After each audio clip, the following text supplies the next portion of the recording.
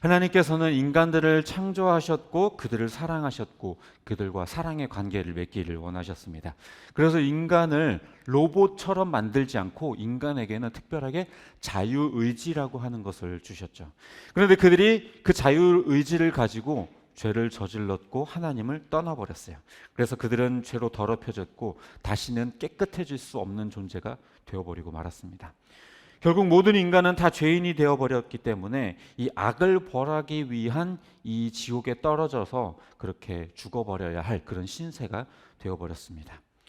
사람이 죄를 지으면 그것에 마땅한 대가를 치르는 것이 하나님의 법칙이에요. 근데 그 죄값은 무엇으로 갚아야 하느냐? 바로 죽음으로만 갚을 수 있습니다.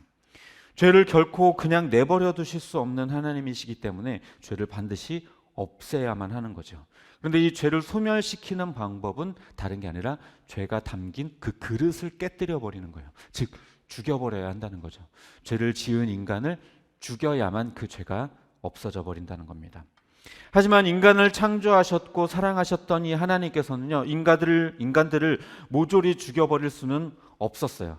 게다가 인간들은 죄를 용서해 줘도 또다시 죄를 지을 수밖에 없는 존재라는 것도 하나님은 잘 알고 계셨습니다. 어쩌면 죄 지은 인간들을 모조리 다 죽여버리고 다시 창조할 수도 있었겠지만 그래 봐야 아마 다시 창조한 인간들도 역시 또 범죄했을 겁니다.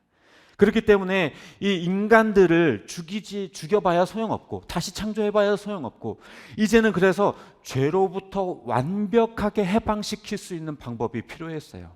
그 방법을 찾아야만 했어요.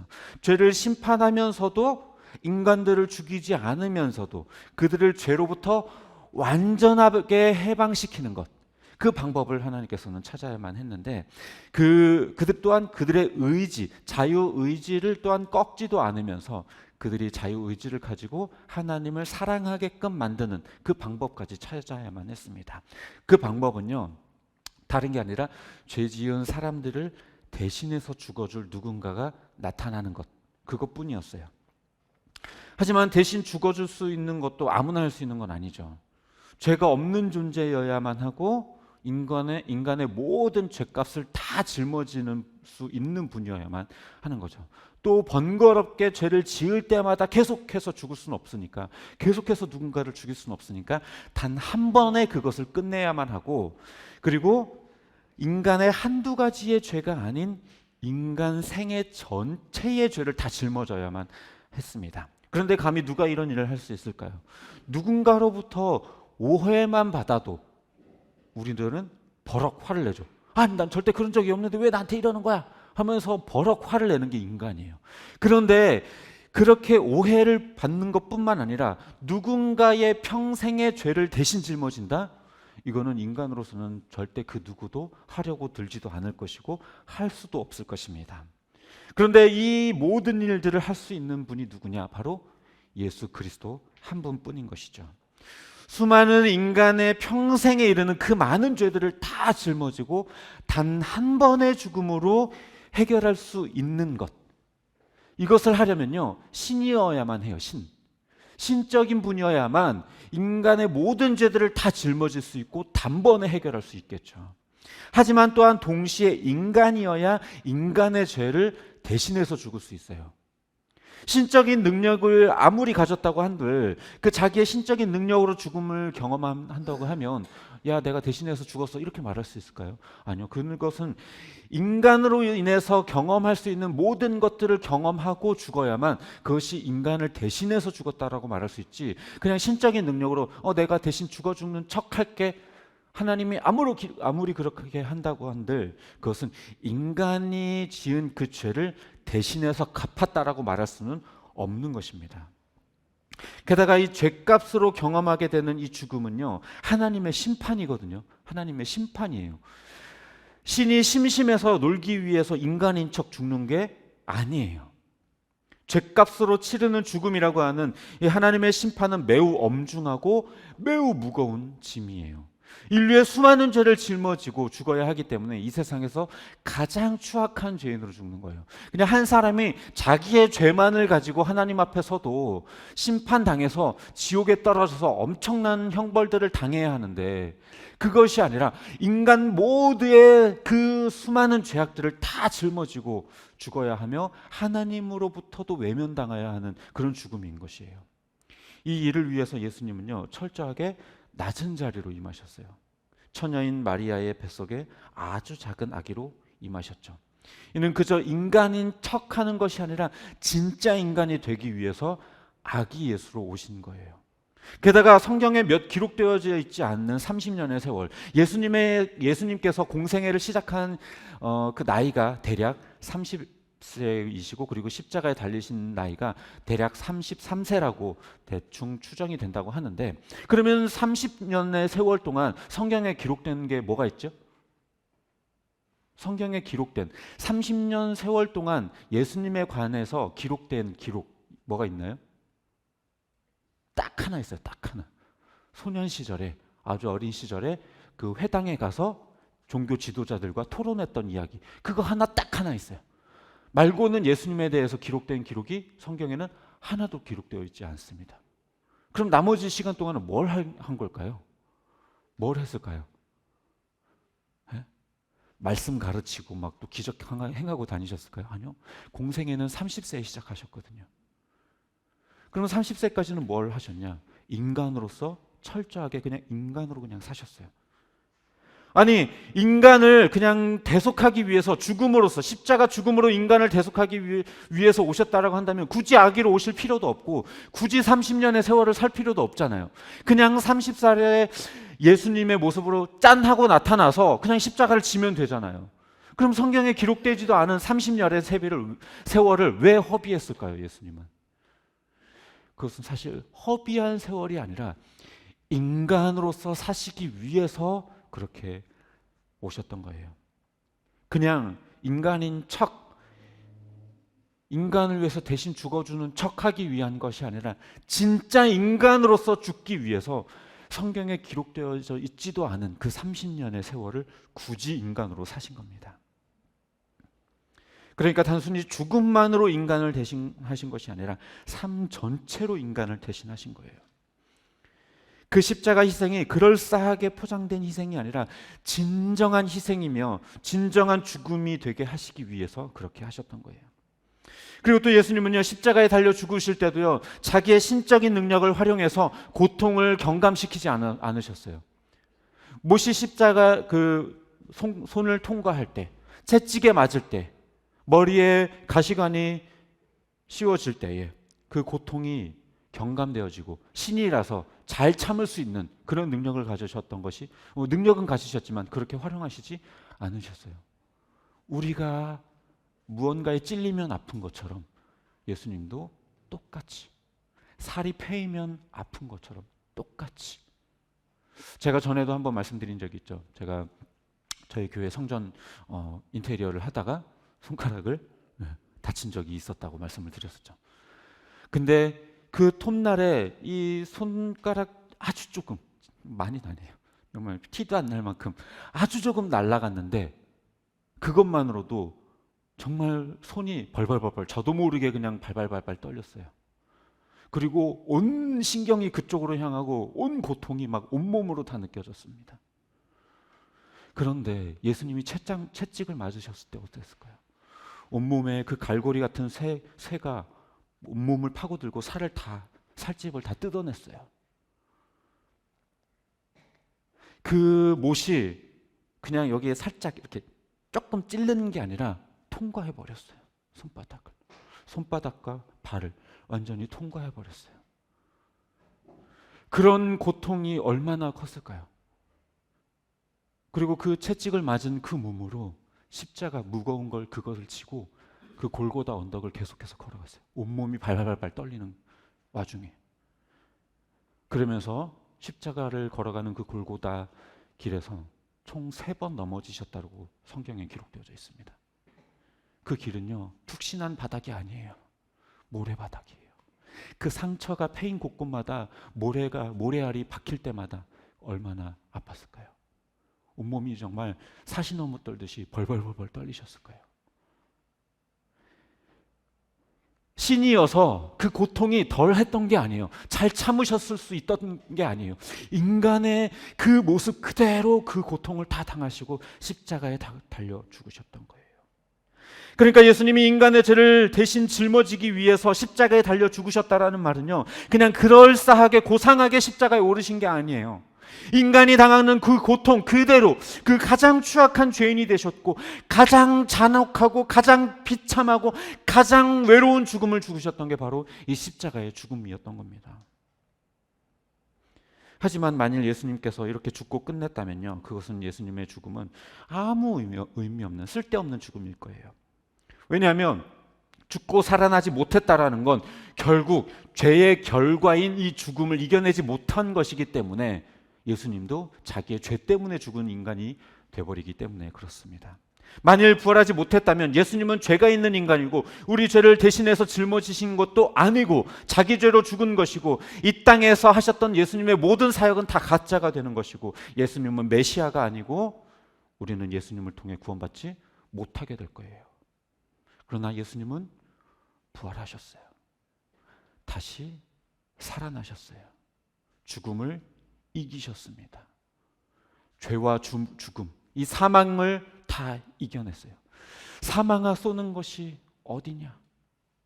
그러나 그리스도께서는 그것을 다 이겨내셨습니다. 부활은 구원에 있어서 직접적인 어떤 역할을 하는 건 아니에요. 우리의 구원은 예수님께서 십자가에 달려 죽으시는 그 순간 우리들의 죄는 사해졌어요. 그것을 우리가 믿는 그 순간 우리는 사해졌습니다. 그래서 부활이라고 하는 것은 우리의 구원에 어떤 영향을 끼치는 요소는 아니지만 이 부활은 굉장히 중요한 의미가 있는데 그것은 바로 그것이 증거이기 때문에 그래요. 증거. 이것이 어떤 증거냐? 예수님께서 살아나심으로 인하여서 예수님이 죄가 없으시다라는 것에 대한 증거이고, 예수님께서 이 땅에 하셨던 모든 사역들이 진짜라는 것에 대한 증거이고, 예수님이 진짜 메시아라는 것에 대한 증거예요. 부활이 있어야지만 이것이 다 증명되는 것이거든요. 부활이 없으면 다 헛거예요. 그래서 바울도 뭐라고 이야기를 하냐면 부활이 없으면 우리들의 믿음도 다 헛것이다. 아무것도 아니다. 라고 분명하게 이야기를 합니다. 우리가 죄가 사하여지는 순간은 십자가 위에 서지만 그것이 사실로 증명되는 건 바로 부활인 것이에요. 그래서 부활은 우리에게 중요한 의미가 있습니다. 또 한 가지 우리에게 큰 의미가 있는데 그것은 무엇이냐? 우리에게 부활의 소망을 주신다는 것에서 이 부활은 우리에게 큰 의미가 있어요. 인간은요, 죄 때문에 결코 죽음을 건너뛸 수가 없어요. 그래서 반드시 죽게 되어져 있습니다. 그러나 예수님께서 부활하심으로 인해서 인간들도 죄사함을 받고 이 죽음을 넘어서서 다시 부활하게 되는 그 소망을 품게 되었어요. 우리는 보통 소망이라고 하는 단어를 어떻게 이해하게 되냐면요, 그저 그냥 상상 속에 이룰 수 없는 그 어떤 이상적인 눈에 보이지 않는 그런 것들로 우리는 이해를 하는데요, 그렇지가 않아요. 이 부활이라고 하는 것은요, 단순히 영적인 위로의 말로 너희들도 그렇게 됐으면 좋겠어 라고 하는, 그래서 그걸로 그냥 우리가 위로받고 주님이 부활하셨으니까 우리도 그런 소망이 있겠지라고 하는 그냥 영적인 위로로 그렇게 하는 말이 아니에요. 죄와 죽음의 문제를 예수님께서 실제적으로 해결하셨고 우리도 예수님처럼 온전한 부활의 몸을 입는다라고 하는 실제적인 소망인 거예요. 현실인 거예요. 이거는 그냥 소망적으로 그냥 바라봐야 할 어떤 미래 이런 게 아니라 현실인 거예요. 우리들에게. 만일 예수님이 우리에게 주신 이 부활의 소망이 그냥 영적인 위로에 불과하고 현실이 아니었다고 한다면 예수님의 부활은 그야말로 쓸데없는 짓이에요. 그렇게 하실 필요가 없는 거예요. 하지만 성경은 분명하게 이야기를 해요. 부활의 첫 열매가 되셨다. 우리에게 부활의 소망을 주셨다. 우리가 부활하지 못할 거라면 예수님도 부활하지 못했을 거다. 예수님이 부활하셨기 때문에 우리도 같은 모양으로 그와 연합한 자가 되었다. 부활은요, 그냥 가짜로 그냥 무슨 상상 속의 유니콘 같은 그런 존재로 그냥 그렇게 되면 좋겠네 이게 아니에요. 예수님께서 재림하실 그날에 우리도 분명하게 새 육체 부활의 몸을 입어서 주를 만나게 될 거예요. 현실입니다. 현실. 상상적 허구로 만들어진 그런 이야기가 아니라 손에 잡히는 현실이에요. 그러니까 부활은 예수님과 예수님의 모든 사역이 사실이라는 증거가 되고 우리에게 부활의 소망을 주시는 아주 놀랍고 신비로운 사건인 겁니다. 인간은요, 죄와 죽음의 문제를 절대 건너뛸 수가 없어요. 근데 십자가로 이 죄의 문제를 해결하셨고 이 부활로 우리도 이 죽음을 건너뛸 수 있다는 부활의 소망을 우리에게 주신 겁니다. 말씀을 정리합니다. 예수님은 인간의 구원을 위해 인간인 척이 아니라 진짜 인간이 되셨고 인간으로 사셨고 인간으로 죽어주셨어요. 그렇게 함으로 인해서 우리들의 인간의 죄를 대신 짊어지셨고 사하셨고 용서해 주셨고 다 없는 게 되어버리게 하셨어요. 또 죽음을 이기고 부활하셔서 이 모든 것이 진실이라는 것을 증명해내셨고 죄사함을 받은 우리도 주와 함께 부활하게 되리라는 소망을 우리에게 주셨어요. 그러니까 예수님이 이 땅에 인간으로 오시는 그 순간부터 부활하셔서 하늘에 오르시는 그 승천의 순간, 모든 순간까지 한순간도 빠짐없이 모든 순간이 다 우리에게 이 구원을 주시기 위한 놀라운 완벽한 스토리였던 거예요. 1에서 100까지, A에서 Z까지 그 어떤 한순간도 빠짐없이 완벽한 복음. 우리가 상상도 하지 못할 만큼 철저하게 계획되고 완벽하게 이루어진 하나님의 놀라운 스토리. 죽음과 부활을 통해서 우리에게 던져주신 이 놀라운 구원과 부활의 소망.